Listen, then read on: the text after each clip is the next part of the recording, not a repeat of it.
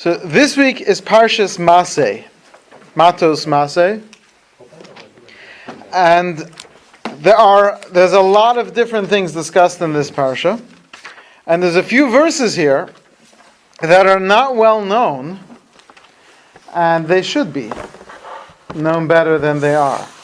On page 922, the Torah instructs the Jewish people that when they arrive in Eretz Yisrael, they should completely destroy their enemies. And at the beginning of the page, you should inherit all, or really conquer all the inhabitants of the land. You should destroy all their idols, all their altars. You should inherit the land and dwell in it, because I've given it to you as an inheritance. The Torah describes how you're going to have a lottery to divide up the land, and then the Torah gives an interesting warning. V'im lo sorishu es yoshvei haaretz mipnechem. If you will not inherit, drive out the people of the land from before you. V'hoya asher tosiru mehem. It shall be those people who you leave over will be lesikim be'enechem. They should be pins. It's more pegs, but I think needles in your eyes. Uletzninim betzidechem, and there will be thorns at your sides. V'tzareru eschem, and they will trouble you. Al haaretz asher atem yoshvim ba, on the land which you dwell. V'haya kasher demisi lasos lahem, and then what's supposed to happen to them, esel lachem, I will do to you. Very interesting verse, right? If you don't follow through on the instructions I've given, which is to drive all the people out of the land, then they will be pins in your eyes, thorns at your sides. They will trouble you and harass you, but literally the word is trouble, and like tsar or tsaris. And then I, Hashem, will bring upon you what's supposed to happen to them. And we know that this is what would happen. The Jewish people did not drive out all the enemies from the land, and they continued to be a bad influence on the Jewish people, and the Jewish people were led astray by the people who they left behind. Now, there are some commentaries that speak deep, there are some commentaries that speak truth, and then you have the Ramban. The Ramban, it's just incredible, incredible words. And these are his words. Ki yinakru einechem. I'm sorry, let me go back a little bit. Hakavana b'shikim what's the word? L'sikim be'einechem. They will be pins or pegs in your eyes. Lahatos aschem, to fool you. V'lo tiru v'lo tavinu, you will not see, you will not understand. K'mo ki hashochad ya'aver einei pikchem, as we say that bribery will blind the eyes of the wise. We don't mean blind. You don't actually become blind when someone hands you a bribe. I mean, that might be the punishment of the person after a while. You accept enough bribes, the person becomes afflicted with blindness. But that's not really the emphasis. It's more that it will make you, as a blind person, it will cause you to not be able to see the truth. Before a blind person, you should not place a stumbling block. And we know that does not only mean to not put bricks in front of a blind person who's walking, but it's referring to someone who is unaware of the situation, and that you are making a stumbling block from that person who's blind, not aware of what's going on. So you see, pins in the eyes doesn't mean anything involving the actual eye. It means that they will fool you. Aldas Rabbi Seinu, as our sages explain, Yomru ki yinakru einechem, they will poke out your eyes, meaning lahatos eschem, to fool you. V'lo tiru v'lo tavinu, you won't see, you won't understand. V'yalamdu eschem, and you will pick up. Kecholto avuseim, all their abominations, v'lavod es Eloheim, and to worship their idols. Not like we're picturing that they came and they said, come on, let's go worship idols, and the Jews couldn't control their... No, they're going to slowly, in a way where you don't realize, they're going to... we'll get to that soon. As it says, "Lo yeshu ba'artzecha," don't let them dwell in your land. Pen yachtiu oschali, lest they cause you to sin to me. Ki savod es Eloheim, for you shall worship their gods. Says the Ramban, not because they're going to tell you to sin, but because having them around, you will become blinded. You won't even realize the mistakes you're making.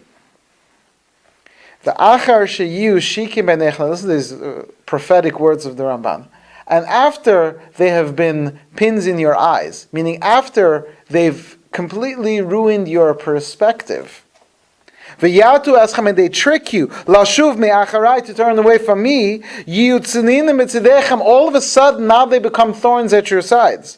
Shiachivu, they will pain you. V'yitzaru eschem, and they will cause you trouble. Lishlol v'lavuz eschem, to take advantage of you. First, they will fool you and get you to become their friends and to start behaving like them, maybe even thinking that what you're doing is the right thing.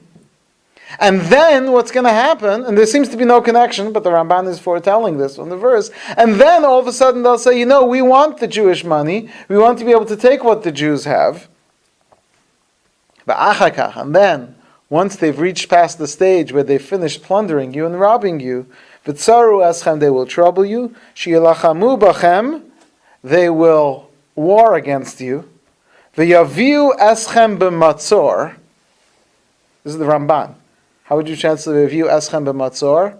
Take siege. They will place you in a ghetto. Matzor. Right? Matzor means like in a enclosed space. V'aniagala eschem mipneim galus shlema, and then you will truly be in exile. When did the Ramban live? 12th century. That's not before the ghettos. Before the existence of ghettos. The ghettos were invented by the Italians in the 16th century. Yeah. Right. But right. you know what it also sounds like? It sounds like the Arabs moving into the United States right now. I mean, also in Israel, but it sounds exactly the same. What do you mean? First, they become friends with everybody. They want everybody to consider them equals. Look, wherever you go. That's true. Well, that might be true, but he's focused more towards the Jews. That you will, with these nations, and they would be an example of this as well. First, they're friends. But it's incredible that the Ramban uses these words almost 1,000 years ago. Words which maybe he meant them only allegorically, or he was just giving an example of what will happen, because the Torah doesn't use the word matzor, but he's taking that word v'tzaru eschem, and they will trouble you. And the Ramban just happens to say, and that means they're going to put you in a siege, in a ghetto, in an enclosed space. Just incredible that the Ramban uses these words, but it's in the Ramban, you can check it out yourself. The Ramban says, first, they will welcome you and say to you, you should be like us, you're just like us, you're entitled to all the rights and the privileges that we have. And first, they will make you feel like you are as German as the Germans. Let's just pick a random nation for no reason. And then they'll say, well, you know what, you've got a little bit too much money, maybe a little too much success. And so we're going to just take your money, we're going to tax you, we're going to take your money from you, but we'll give you a comfortable place eventually. They will war against you and put you in these confined spaces, and then, says the Ramban, you'll be in real exile. Kikasha demisi lasos lahem al yedechem, because what you should have done to them, this is referring to the nations in Eretz Yisrael, shi'yagolu kulam, as you were supposed to drive them out, and you didn't listen to my voice, and then it will happen that you will be driven from the land, and not one of you will remain.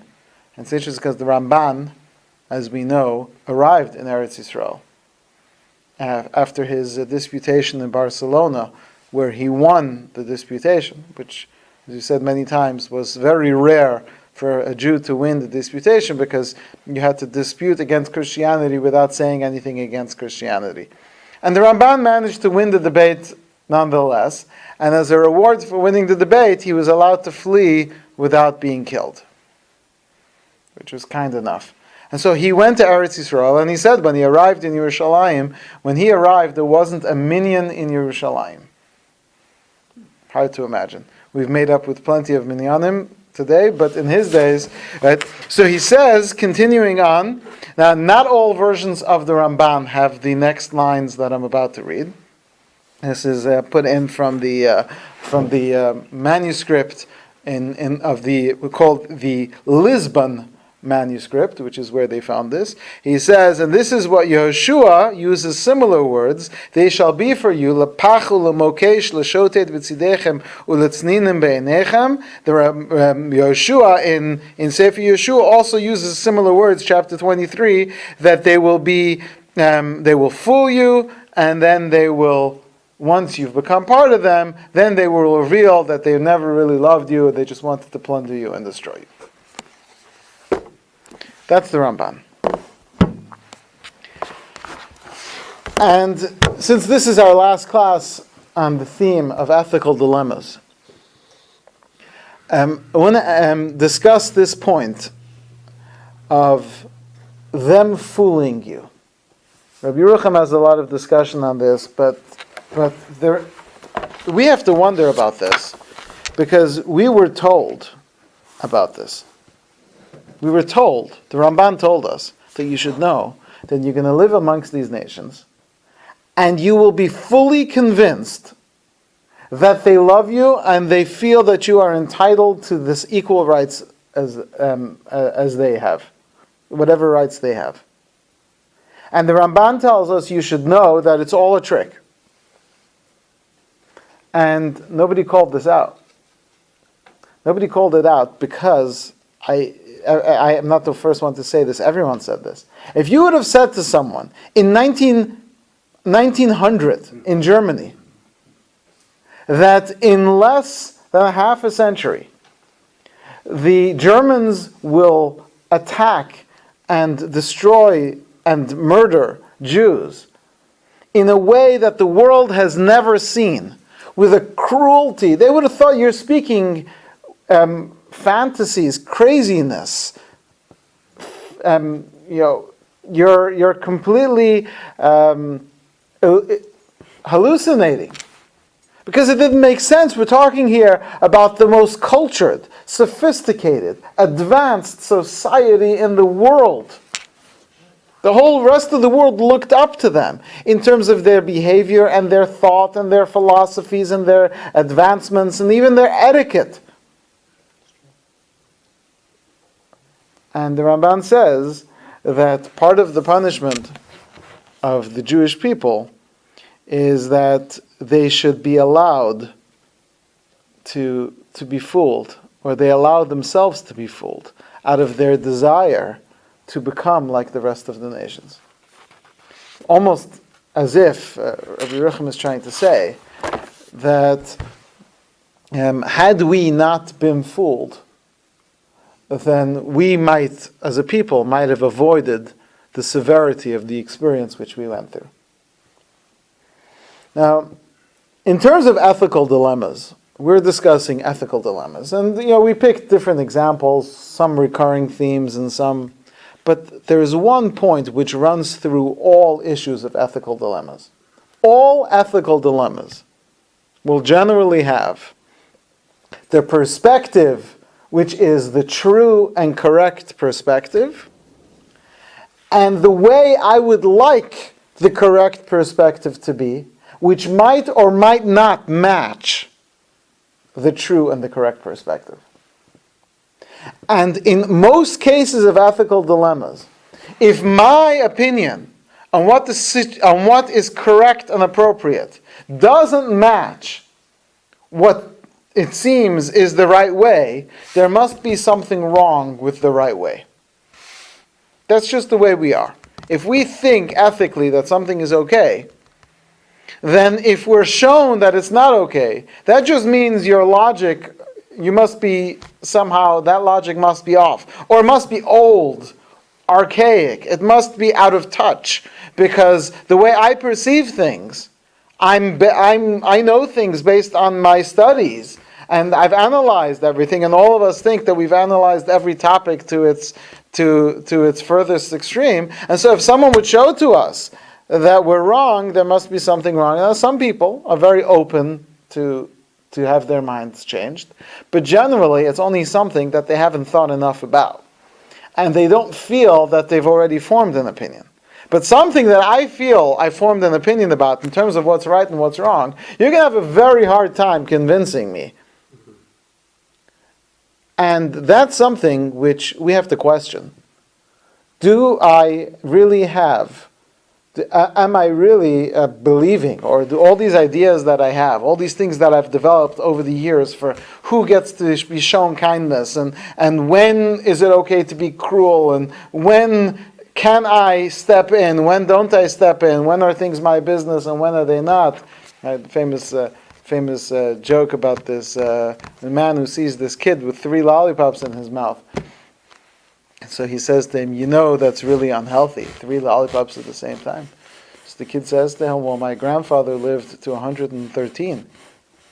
And the man says, he ate 3 lollipops at the same time? He said, no, he just minded his own business.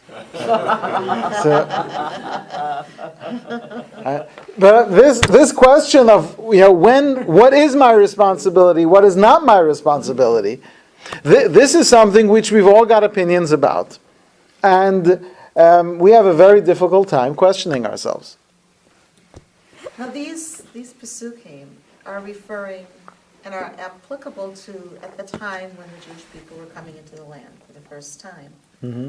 I'm assuming that they're not applicable necessarily today. No one's heard a voice, no one's heard Hashem speaking saying that you have to get rid of all the people in the land. Well, no, absolutely. Let's clarify that. When we're applying this concept to let's say, Nazi Germany, what we mean is like this. The Torah tells you when you come into the land, your greatest vulnerability is allowing this you to fool yourself into what the situation really is. And that's going to ruin you in Eretz Yisrael. And then when those people feel comfortable in them, they've done a good enough job convincing you that they're safe, that's when they're going to act out and do their thing and show their true colors. That's what the Torah, Rabban is explaining, the Torah is referring to in these verses. Rabbi Yerucham is taking this a bit further. I don't know if he's taking it further, maybe we're taking it further, but he's saying that this is in general, this is the weakness, this is the how the Jewish people get caught in general, is that they come to a land and they absorb the culture and the perspective of the land in a way where they start to feel like part of who they are is to become a part of that land. And once that process has been completed, that's when the negativity starts. So when the Jews, according to this, when the Jews fully, completely earn their place in German society as an equal, that's when things start to go south. That's our vulnerability. If someone were to ask me, is that true of America? I could tell you a million differences between 19th century Germany and, 1900 in Germany and 2000 in America. I can tell you all the differences in the world, including the fact that in Germany, when they were absorbing, it really was just Jews and Germans. There weren't other minorities. It was just the Jews trying, and in the United States, the whole thing is a melting pot. We have almost as many minorities. You can find the differences. We're just saying that nevertheless, whether some people are very negative and they think that there's some kind of doomsday coming in that area for the Jewish people. We don't have to go there. But what we do have to know is that we as Jews are very vulnerable into compromising our identity as Jews for the sake of this feeling of belonging, which some of us are more than desperate for. And that's where the danger begins. That's where we are risking everything we are. So that, I think that's really very, very true. Right. The Because question. we can be part of the society without giving up our identity and without giving up our uniqueness to be part of that society. Right. You know, and I mean, if you're in a society that Right, respects but the question- differences, and we're lucky enough right now to be in that type of society, except there's still a lot of anti-Semitism. That is true, You but in can't- terms of the lines, where are those lines drawn? Because you do have in every society, in every line on the spectrum of the Jewish people, if I was to create a rainbow of the Jewish people and give it 100 colors, starting from the Reform all the way to the ultra Orthodox, from the most assimilated to the most sheltered. If I was to create that line, each one of those colors will have a different definition for what the proper boundary are for what we do accept and what we don't accept. Which for others, I mean, there are certain American holidays that certain Jews observe, which the people on one extreme would consider a biblical prohibition, while the people on the other extreme would consider it like it's a mitzvah when you become part of a country that you celebrate their holidays. So the people in between, they've got to figure out those markers, because as soon as you cross the line and you start compromising on our ideals for the sake of being part of a society, which again everyone has a different definition for, that's where we have to question at what point are we really doing the right thing, and where are we just starting to fool ourselves because we're seeking a certain comfort and acceptance. You know, having lived, a lot of my life in Chicago and seeing the change over the years, I would say there's been real progress as far as Jews feeling comfortable and identifying themselves as Jews. I mean, when I was a kid, you tried to avoid in any way you could to make sure people didn't know you were Jewish. Okay, that was just something that, I don't know, I was sort of raised that way, and that's what it appeared to me with everybody. It was rare to see somebody wearing a kippah. It was rare to, so, but now I think there's a much more of people feeling comfortable in their own skin and saying, okay, I'm Jewish and I'm going to remain that way. So I think that applies to this in the sense that we're not becoming a part of the land or feeling super comfortable in the land that this is where we belong and this is where we should stay. I don't think most Orthodox Jews, well, I shouldn't say most, but many of the Orthodox Jews feel that way, that to what happened in Germany or to, that we're not a part of the land, we're not a part of the country. We feel like we're here sort of temporarily until the time is right to go to Eretz Israel, and that.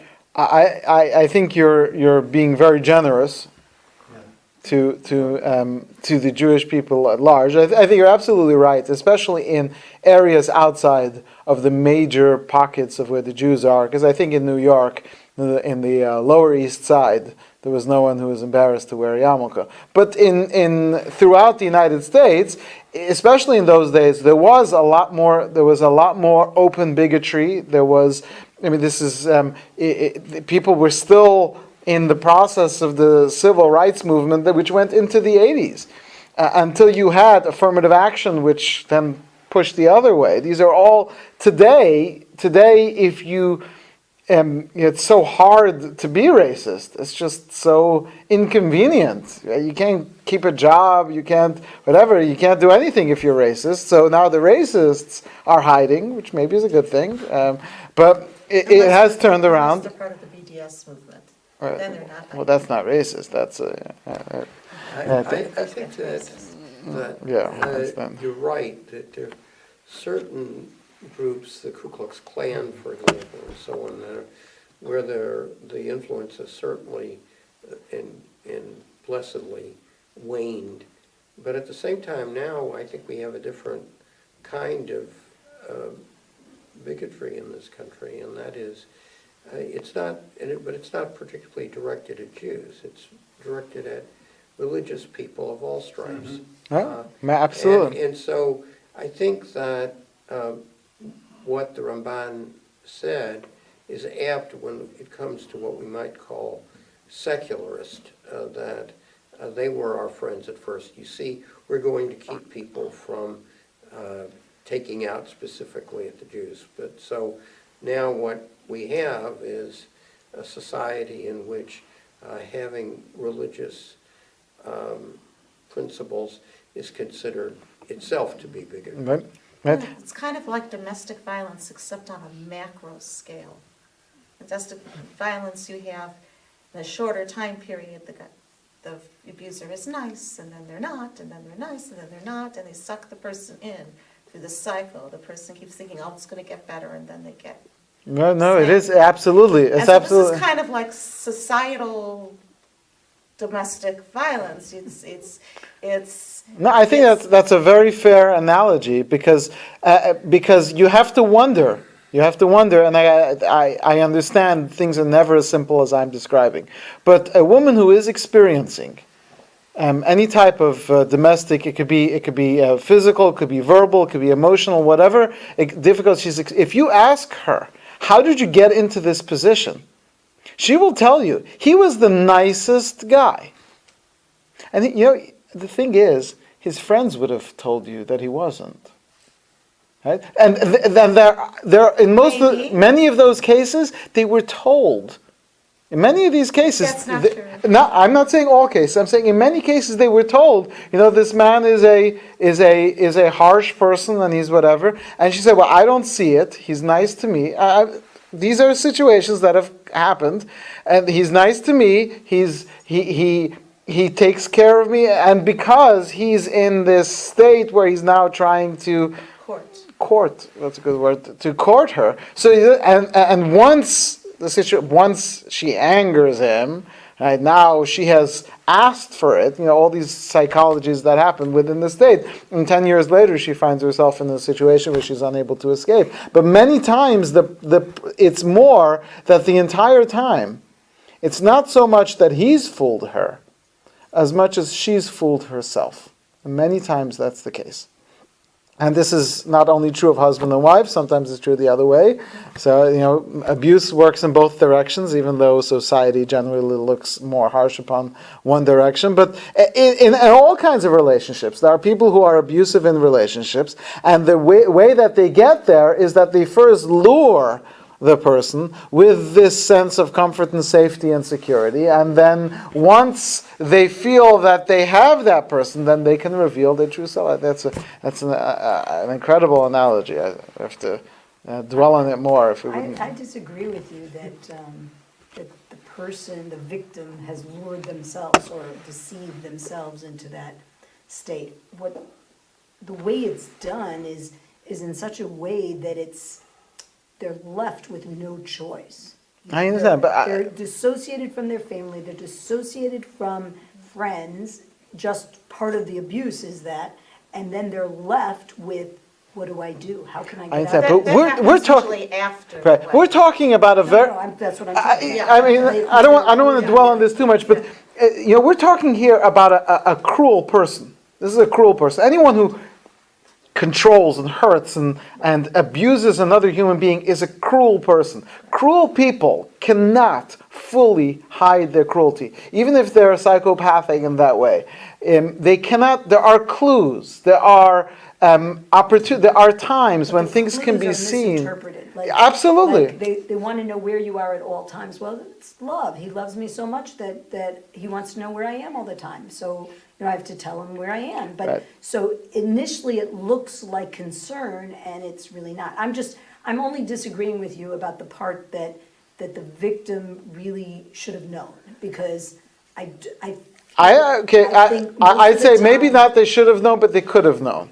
There are people have tells, they're not looking for it. It's a dangerous path to start blaming the victim. No, we're not blaming the victim. The person is responsible for what they've done, without question. As we said, this is a cruel, wicked person. I'm just saying that in all cases where we find ourselves trapped, there are things which we could have seen down on the way, which were signs which were missed. That doesn't blame them in the same way that we're not going to blame the Jews for the Holocaust. That's not the way. These people did what they did, but we had signs along the way, and we missed them. And as easy as it is for just an individual to miss the signs that are personal to them, how much more difficult would it be for an entire people, an entire group, an entire society to miss, to convince everyone in a group of these things, of this type of thing. And especially when this is over many, many, many years. The cycles are much longer cycles. It's not as obvious, it's not as easy to see unless you study history, unless you're able to take the lessons from the history. Mm-hmm. It's And actually, there were individuals who were kind of feeling it, and they did say things. Mm-hmm. You know, the Or Sameach has an essay in Parshas B'chukosai where he kind of says, you know, this is where we're going. People said, oh, that's a nice vort on the parsha. But we read that Or Sameach today, and we say, what century did he live in?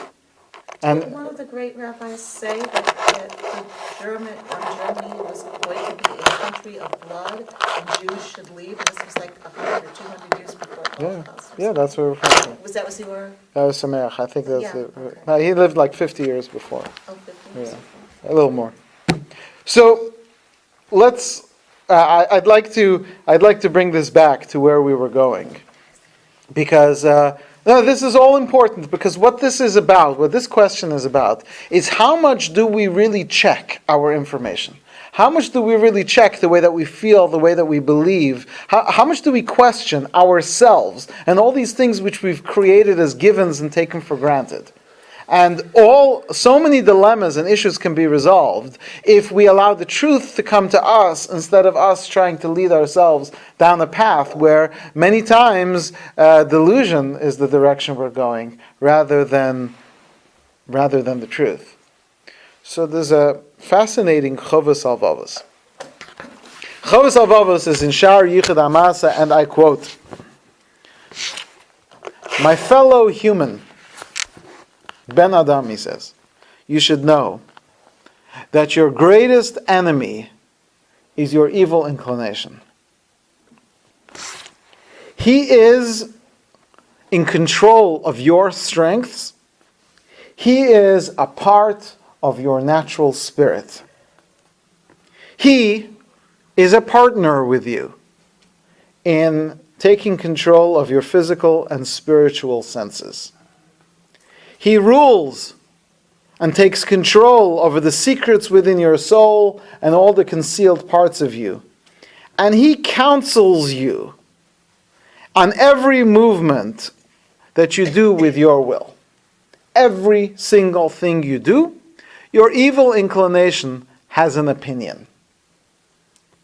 And his job is to trap you at every step. You should know that you are asleep and you are not protecting yourself, while he is awake and setting up his traps. You pretend not to see him, but he does not pretend not to see you. And he dresses up and pretends to be your best friend. And he adorns himself before you to look like your most beloved person.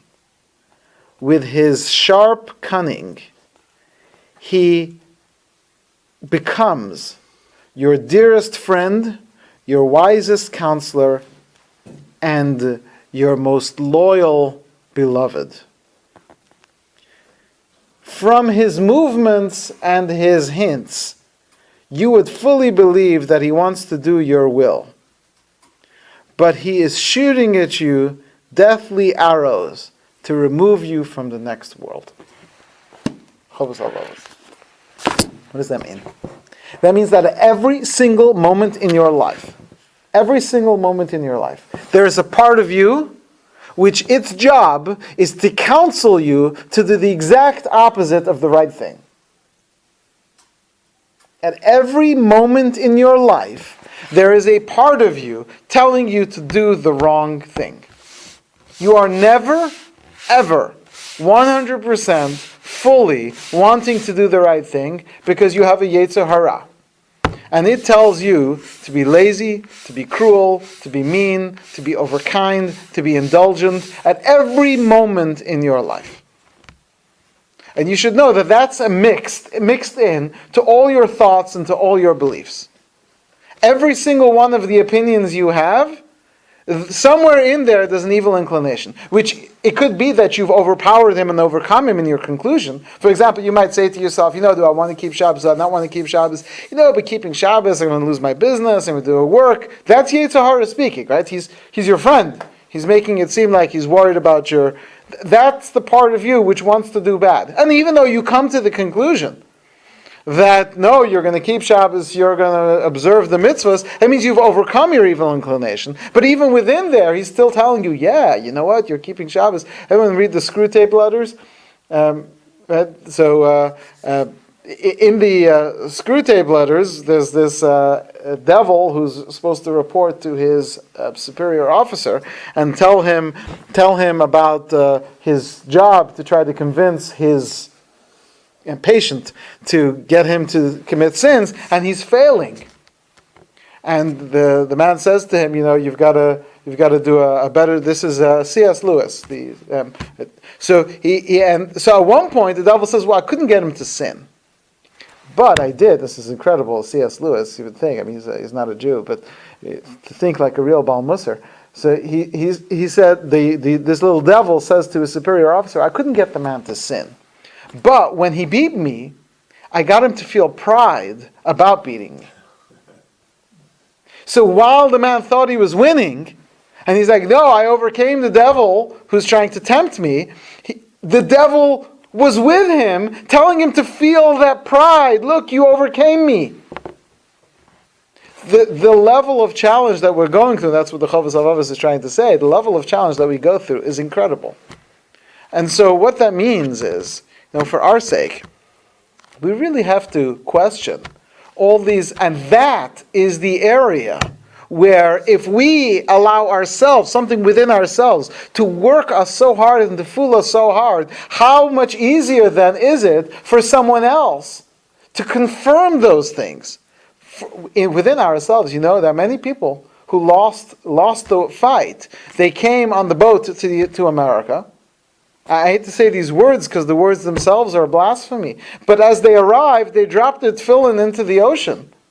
Physically, you mean actually literally? Dropped their tefillin into the ocean as a sign that they are now embarking on a new life without Judaism. There's so many Jews that came here and were most nefesh to keep the Torah. I'm just saying there are many Jews who did this.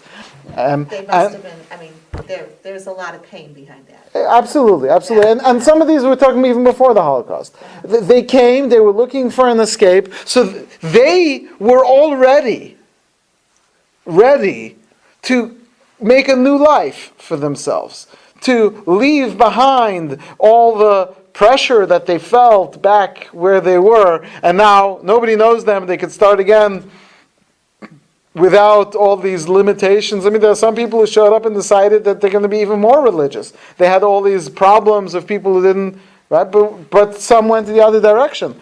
And so now when you come to this country, and they do provide you with so many rights and privileges they didn't have. I don't think there's ever been in the United States of America a Jew tax, which did exist there. And so you have these freedoms, and so that allows the Jewish people can never fall into losing their identity within a nation unless they forget and stop and don't realize that they already internally are experiencing this struggle within themselves. If you don't realize that you're constantly fighting, if you think that you know what's right and what's wrong, so then if a nation comes along and confirms those feelings, then it's very easy to fall into that trap. We are in the 3 weeks. The Gemara in Yoma tells us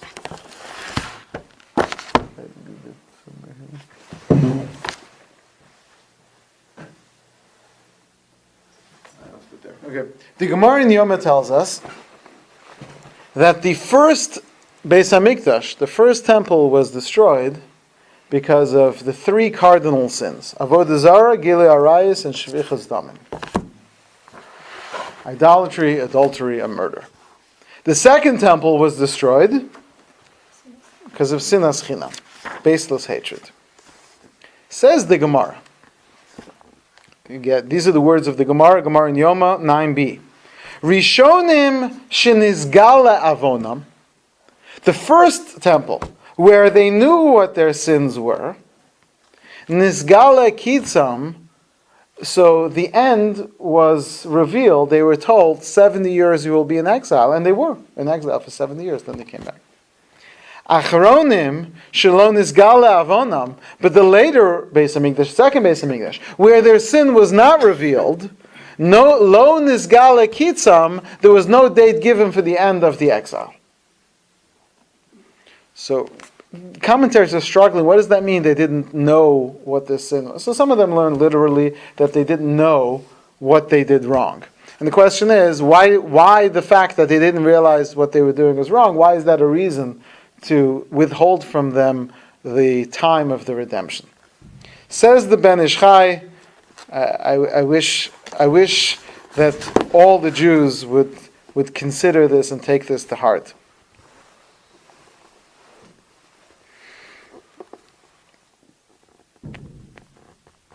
He says the first exile was because of idolatry, adultery, and murder. And not that we knew what we did wrong. We know how bad those things are. And because we know how bad things are, we're going to repent when we are thrown into exile. We get what's wrong with idolatry, adultery, and murder. Because look in the world, and you see, generally, people are punished for those things, and each one on their level. If most people, at least, certainly for murder, I think most societies punish for that. Idolatry, worshipping of idols. Certainly, if a person has the incorrect religious beliefs, then they won't be accepted within society, right? If a person gets up in a shul and says, "I believe in a different religion," I think that person will probably be told off or asked not to voice his opinions. That's something which we will speak out against. And adultery, to a certain extent, I think society understands, or at least certainly without question, the Jews from 2,500 years ago understood that these were sins, and they did tshuva. Aval achronim bebayis sheni. This is the words of the Ben Ish Chai. But the Jews of the second temple, shahaya avonam sinas chinam. The sin is baseless hatred. Nobody considers it a sin. What does it mean? Nobody considers baseless hatred a sin. Don't we all agree it's wrong to baselessly hate people? So what don't we agree with? Maybe they thought they had a basis. Yeah. No, none of us ever believe that our hate is baseless. We all think that we're entitled, this person should be hated. And therefore, it is almost impossible for someone to regret and repent for baseless hatred. And therefore, he says, the later generation, their sin was not revealed to them. Doesn't mean they weren't told is baseless hatred. Because everyone knew is baseless hatred. Because the reason why that guy hates that guy is completely unjustified. Baruch Hashem, I'm not one of those people. Because all the people that I hate deserve it. Right? Like the famous racist of this generation who claimed that he's not really racist because he hates everyone equally. So, I can if I believe that the reason why I'm upset with this person is because of something that person's done to me or that he's done to society, or I don't feel that it's baseless. And so, there's a difference, though, between being angry and hating, and there's a difference between being upset or disappointed and hating. absolutely. There's even a difference between avoiding someone in order to protect yourself and actually hating that person. Point taken completely. I completely agree. But we didn't go into exile because we were baselessly angry or baselessly avoiding. We baselessly hated. We hated, and we say chinam, and the commentaries say, even though we say sinas chinam, nobody ever hates anyone for nothing. I shouldn't say that nobody. It's rare that you hate. What we do say is that it's unjustified. The level of hatred which we have is is generally not fitting of the crime which that person did. That person insulted me. Yes, they insulted you. They cut you off. But they weren't doing it because they wanted to hurt you. They just wanted to get ahead in life. Or whatever other their real reason was. The feelings which you have are unjustified. But it is so difficult for us to see it. What about different sects within Judaism? Lubavitch hating Satmar and Satmar doing negative things to Lubavitch. And what about, Orthodox saying modern Orthodox is not, it's not correct, or it's not, we don't trust their rabbis, we don't trust their kashrut. Well, we want to take it a step further, and we want to say that the issue isn't where we disagree, but where there's an animosity. Well, there is. Which goes, so there is, but we want to emphasize that. Right. It's not so much that someone might say, well, we don't, that what they're doing is wrong, because that you couldn't be a Jew without that. But stay away from them, don't have anything to do with them, that's... Right, the feelings of animosity. Contempt and animosity, absolutely. Right. Absolutely, but ask each one, and they'll say, that's the... it's one of the saddest jokes in all of Judaism. Why is Mashiach taken so long? Because his suitcase is too big, and it's hard to schlep it around. But why is his suitcase so big? Because it's filled with hats. Because each shul that he goes into, he needs a different yarmulke, a different hat, a different. Right? It's not true. It's not true, because when Mashiach will come, that way of thinking will disappear. That it's going to go. But if we need to, on some level, get rid of it beforehand. Now, everyone's heard the famous Gemara. Why was the Beis Hamikdash destroyed? Because of two people. Kamsa and Bar Kamsa. What's the story? Because there was a man, right? There was a man who had a friend called Kamsa, and his enemy was called Bar Kamsa. And he invited, he had made a wedding, and he told his Gabbai to bring him his friend Kamsa, and the Gabbai, the attendant, the butler, went and invited Bar Kamsa, and he showed up to the party. Everyone knows the rest of the story. So all the commentaries ask, the temple wasn't destroyed because of Kamsa and Bar Kamsa. The temple was destroyed because of Bar Kamsa and Mr. Anonymous, the guy who made the wedding. Kamsa never showed up. He didn't even know about the wedding. He never got the invitation. Right? This is some random guy, we don't even know his name, who has a friend called Kamsa and has an enemy called Bar Kamsa. Kamsa never got the invitation. Who knows? Maybe Kamsa is the world's biggest tzaddik. And had he been there, he'd have calmed down his friend and said, listen, Bar Kamsa is not such a bad guy. He has the same name as me. Who knows? So why are we blaming Kamsa? Right? That's what you said. Why does this make this destroyed? Because of Kamsa and Bar Kamsa. The Gemara's language is, Hahu Gavra, there was a man, the Rachmei Kamsa, his friend was Kamsa, Ubal de Bavei, and the man who he quarreled with was Bar Kamsa. Not Bar Kamsa was the man he quarreled with, but the man who he quarreled with was Bar Kamsa. What does that mean? It almost sounds like every person had a list of the people they like and the people they don't like.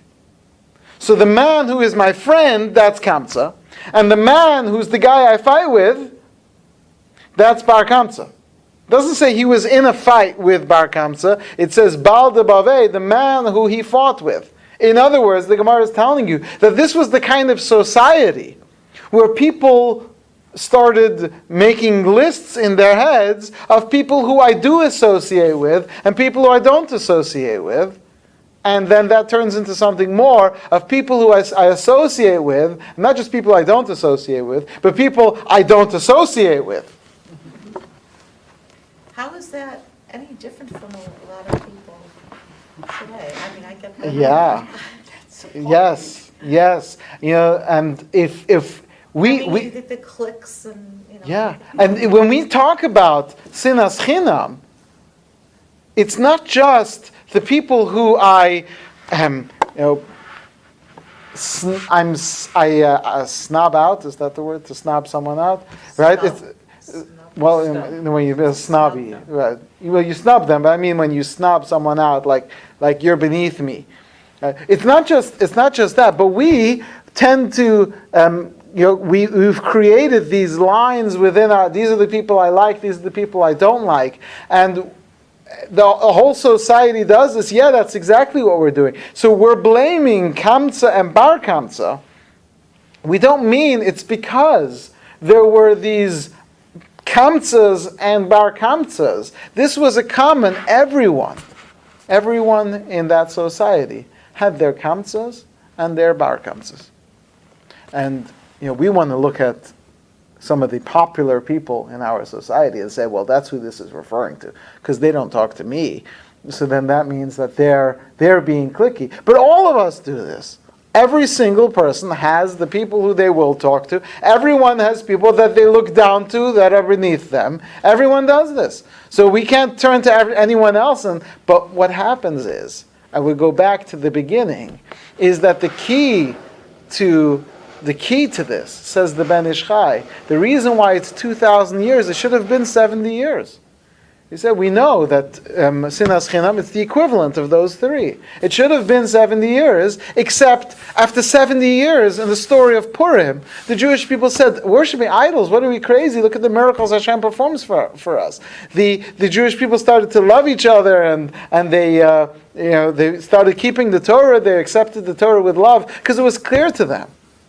But when we have the kinds of problems where the issue itself is that we don't realize the extent of what's happening within us, we don't realize what we're really going through, we allow the evil inclination to become such a deep and basic part of us that we stop being able to tell between the parts of us that can tell the difference between right and wrong.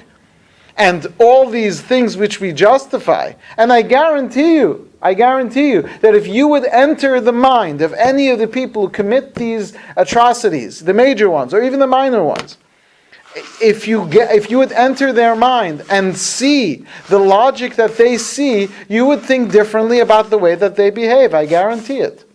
They all think they're doing the right thing. Right? So, and if you were experiencing all their experiences in their thought process, you might see that too. The Ramban tells us that the greatest challenge to the Jewish people is when we allow ourselves to fool ourselves, to allow the evil inclination to trick us into thinking. And this is going to apply, as we've said, in three different ways. It's going to apply in terms of the Jewish people at large, where we will be fooled and lulled into compromising our religion for the sake of some imagined benefit, which will only end up coming back to bite us. This is true in terms of each person's individual journey, that as we struggle to learn the difference between right and wrong, we have to know that there's a force within us, which its job is to teach us only wrong. And then in terms of the Jewish people, this is a problem because we, as a people, fail to look within ourselves and see that this our biggest problem, the sinas chinam, is based on all of us at the same time fooling ourselves into thinking that we're the only ones who don't have sinas chinam. And that's why it's been 2,000 years and the Beis HaMikdash is still waiting to be rebuilt, because we're still waiting for the undoing of the system of Kamsa and Bar Kamsa. So if may we merit that as we consider the destruction of the Beis HaMikdash, as we consider the troubles that the Jewish people are going through, when we consider the troubles that the whole world is going through, may we look within ourselves and look and search for the light, for the truth, and allow ourselves to find the path that Hashem provides for us in the Torah, and we should be zocheh to be as Gold Tzedek, b'mher b'yameinu, amen.